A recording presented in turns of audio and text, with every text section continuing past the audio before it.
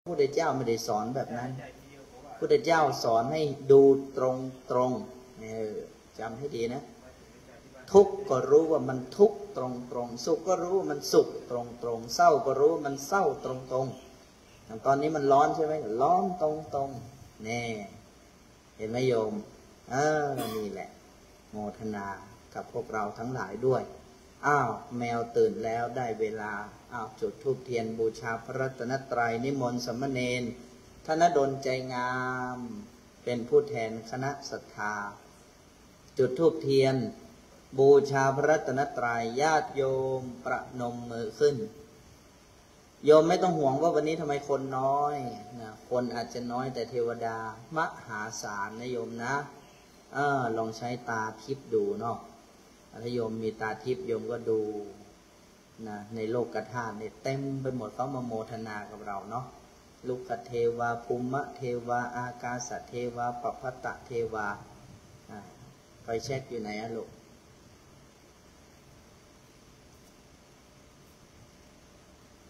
ปกติเราก็จะเริ่ม6:30โยม18:30 นาทีแต่วันนี้ช่วงร้อนเราก็เลื่อนไปหน่อยเนาะเย็นสบายโยมก็เปิดพัดลมนะเปิดให้สะดวกไม่ต้องกลัวเปลืองไฟถ้าโยมอยากจะช่วยก็มารายเดือนไม่แพงวัดนี้ประมาณ18,000เฉพาะค่าไฟรวมเบ็ดเสร็จทุกอย่างวัดยางกวงมีรายจ่ายต่อเดือนประมาณ70,000โยมนะ70,000 บาทเนาะสบายนะอาตมาก็งอกขึ้นหัวหมดแล้วตอนนี้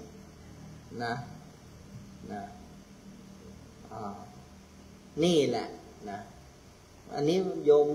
วันนี้คนมาน้อยเฉยๆพระอาจารย์เลยพูดให้ฟังถ้าคนเยอะพระอาจารย์ไม่พูดให้ฟังจุดธูปเทียนบูชาพระนะที่วัดเรามีค่าใช้จ่ายมากเพราะว่าวัดเรามีกิจกรรมปฏิบัติธรรมนะโยมนะเป็นสถานที่สาธารณะสงเคราะห์คนทุกข์คนยากคนจนวันเสาร์วันอาทิตย์ก็มีการปฏิบัติธรรมอย่างวันนี้วันพระใช่ไหมนี่เราก็เปิดไฟไปเลยโยมแล้ววัดเรามีกิจกรรมเนี่ยทุกวันสวดมนต์ทำวัดเย็นทุกวันนะปิดประตูโน่น3:30นุ่นโยมเดี๋ยวปิดไฟอีกไม่ใช่ว่าดับไฟเนาะโยมเคยถามอาตมาบอกโอ้ตอนสร้างวัดแรกๆติดไฟตั้งเยอะแยะพอติดไฟแล้วไม่เห็นท่านใช้ไฟเลยก็เลยใช้ไฟก็เลยเป็นที่มาของ70,000นะโยมนะแล้วต่อไปพวกเราทุกท่านทุกคนจะได้บูชาพระรัตนตรัยว่าตามพระอาจารย์ก่อนนะพุทโธเมนาโถพระพุทธเจ้าเป็นที่พึ่งอันประเสริฐของข้าพเจ้าธัมโมเมนาโถพระธรรมเป็นที่พึ่งอันประเสริฐของข้าพเจ้าสังโฆเมนาโถพระสงฆ์เป็นที่พึ่งอันประเสริฐของข้าพเจ้าพระสงฆ์เป็นที่พึ่งอันประเสริฐของข้าพเจ้าที่พึ่งอื่นของข้าพเจ้าไม่มีที่พึ่งอื่นของข้าพเจ้าไม่มีพระพุทธคือปัญญา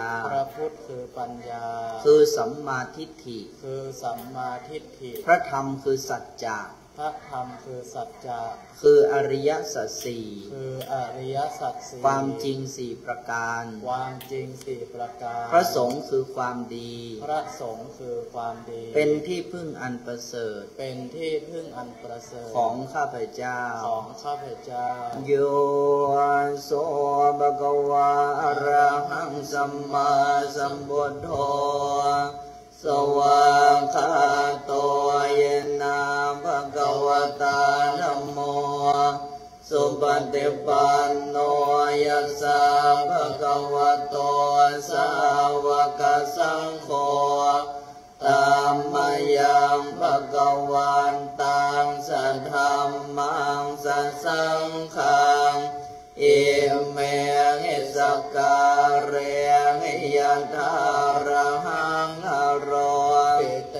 หิภิกขุชยามาสาธุโนภันเตภะคะวะสุ เจราปริเนพุตโตเปปาชิมาชนะตานุกรรมปมานัสสา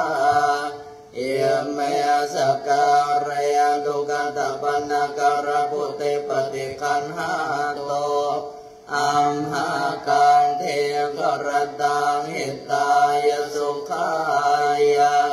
อะระหังสัมมาสัมพุทโธภะคะวาพุทธังภะคะวันตังอภิวาเทมิสวากขาโตภะคะวะตาธัมโมธัมมังนัมมัสสามิสุปฏิปันโนภะคะวะโตสาวกสังโฆสังฆังนะมามินะโมตัสสะภะคะวะโตอะระหะโตสัมมาสัมพุทธัสสะนะโมตัสสะภะคะวะโตอะระหะโตสัมมา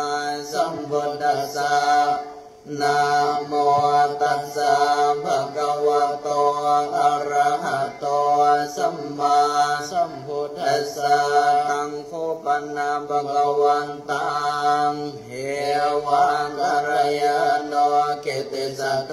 อะโภคโตเอเตเปโสภะคะวะอะระหังสัมมาสัมพุทโธเวชชาจารณะสัมปันโนสุขโตโลกวิโทอานุตตโรปุริสธรรมสา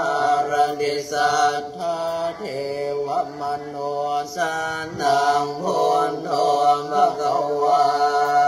เตพุทธวรหันตวรตาภิกขุนาภิยุตโต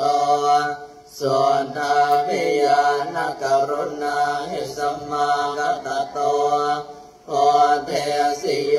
สุชนะตังกัมมลังวสุโรวันธามหังธัมมลนังศิรสาชิเนนทังพุทโธ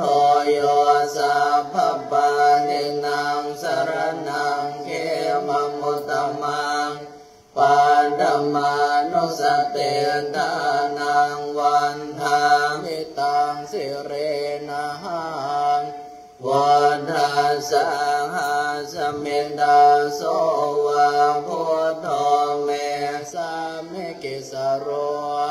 พุทโธโลกัสสะกาตาเจวิคาตาจยตัสเมพุทธัสสะหังนิยาเทเมสริรังชีวิตันจิตังวันทันโตหังจริสาเมพุทธาเสวะสุมพรทิตังนาทิเมสรนังอัญญังพุทโธเมสรนังวรังเอเตนะสัจวะเชนะวันตายังสาธุสาสเนพุทธังเมวันธัมมาเนนะยังปุญญังปสุตตังเยธาสัพเพวิอันตรายาเมมะเหสุงตัสสะเตจะสากายนวาจายวาเจตัสสาวา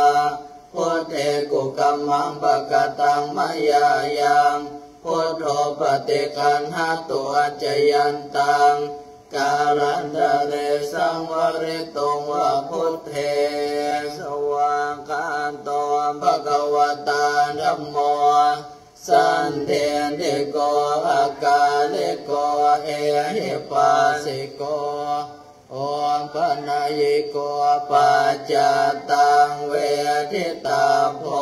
วิญโยเหเตสวากาตตาเดวะนโยกวเสนะไสโยโยมาคปะคปริยาเทวิโมคเพโท